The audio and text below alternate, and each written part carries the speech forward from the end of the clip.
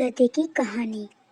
ایک شخص کے پاس ایک گدھا موجود تھا جس پر وہ اپنا کاروباری نمک لاد کر لے کے جایا کرتا تھا کہ ایک دن وہ نمک لاد کے لے کے جا ہی رہا تھا کہ گدھا بہت پریشان تھا۔ راستے میں پل آ گیا تو اس نے گدھے کو پانی کے اندر دھکیل دیا۔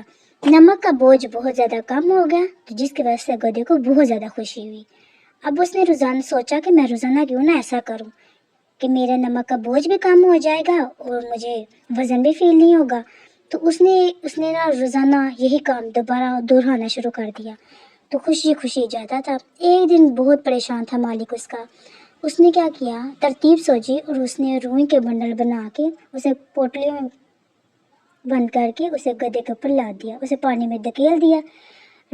اب روئی کا وزن بہت زیادہ ہوتا ہے تو روئی کے اندر پانی بہت زیادہ ہو گیا، وہ جس کی وجہ سے اس کا جو تھیلا تھا روئی کا وہ اتنا زیادہ وزنی ہو گیا کہ گدھے کو سانس نہیں تھا آ رہا، وہ مرے جا رہا تھا۔